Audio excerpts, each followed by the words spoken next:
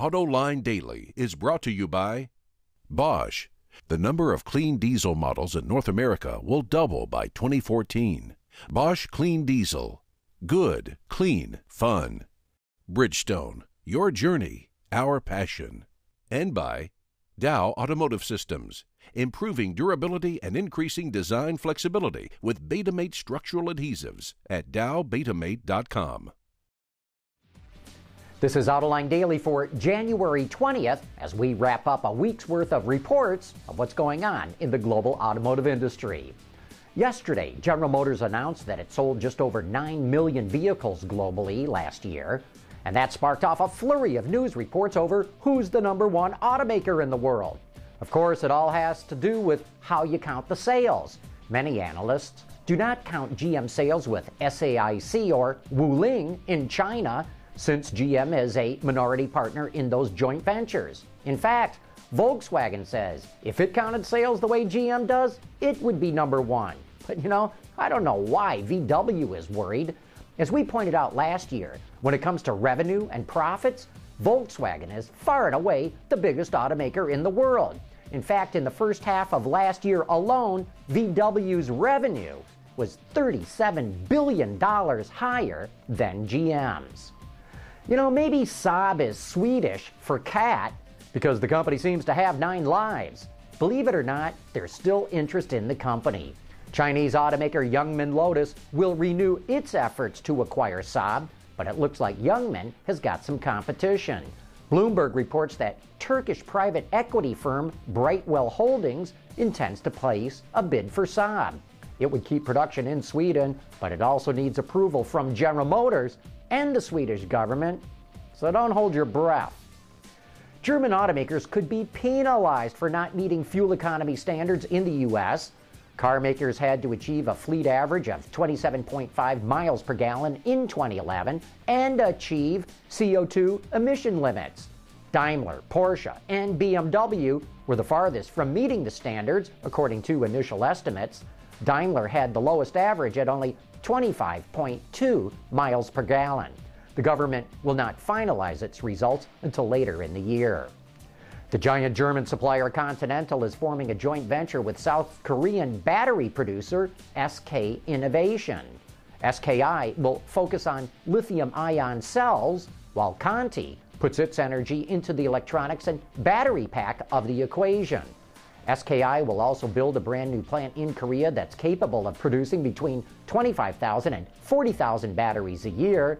And this might seem like a risky proposition given how slowly EVs are selling right now, but Continental estimates that by 2025 they could account for 30 to 40% of global sales, and that's far higher than anyone else seems to be forecasting. The new Dodge Dart blends American design with Italian mechanicals, but this C-segment car is even more international than that. Car and Driver reports Hyundai, of all companies, will supply the vehicle's 6-speed automatic transmission. This sounds sacrilegious, but it really isn't too far of a stretch. The Dart's new Tiger Shark power plants are derived from the old Gemma engines that were the result of a Chrysler, Hyundai, and Mitsubishi tie-up. It's interesting that they would not use a Chrysler or Fiat automatic or just buy one from a supplier like ZF. The 2013 Dodge Dart also offers a conventional 6-speed manual as well as a dual dry clutch automatic. Hey, don't forget to check out our coverage of the Washington, D.C. Auto Show next week. We'll be webcasting live from the nation's capital on Thursday, January 26th, starting at high noon Eastern Time. But we need your help. Go to the John's Journal page of our website, autoline.tv, and submit your questions. You can see the complete list of regulators and policymakers that I'll be interviewing, so get your questions into us. I'd love to ask them. Coming up next, Cadillac's trying to boost sales in China, but the Chinese have a not too flattering nickname for the brand. And we'll get into that right after this. Reducing exhaust emissions, aerified diesel particulate filters, high filtration, low back pressure, small package size, excellent durability. DowAerify.com.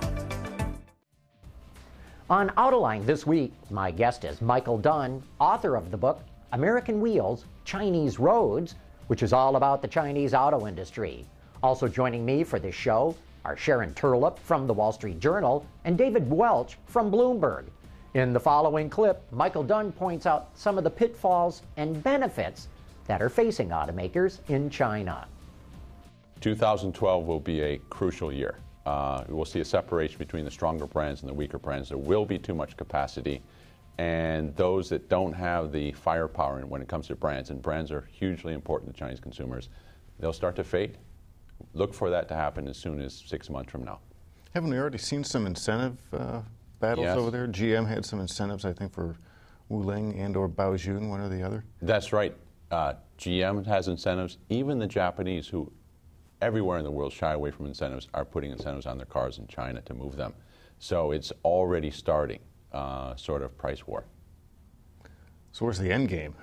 The end game, well, you know, a lot of it has to do with momentum and what the Chinese consumer likes. And today, they like Volkswagen, they like the GM products, they like Hyundai, and the ones that are a little bit in trouble are the Japanese for the first time.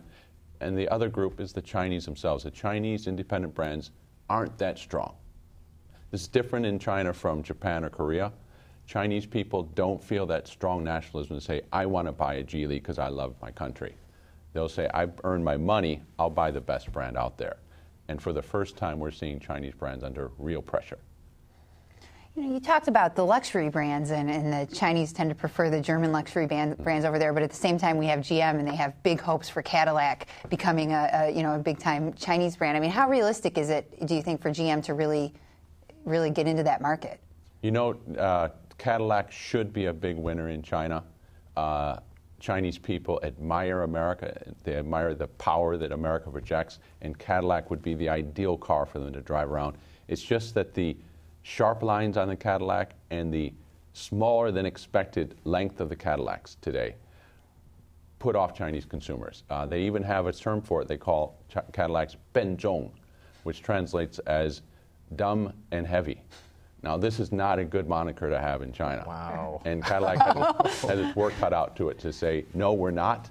We're actually modern, cutting edge, and something you want to buy. So they're working on it, but so far it's been a tough road.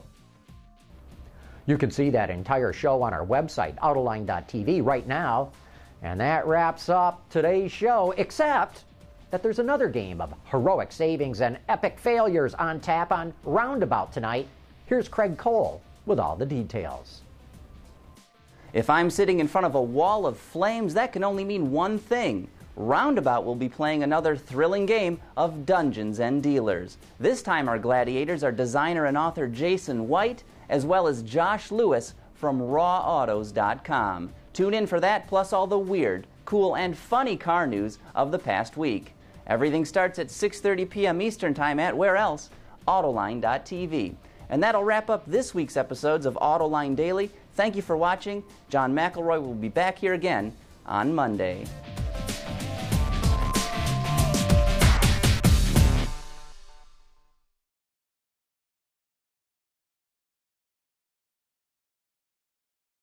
Ward's is the industry leader for news, data, and analysis. That's why companies across the globe subscribe to our premium service, maybe even your own. Log in for subscriber access now. Check your company's intranet for details and rely on wardsauto.com to keep you informed.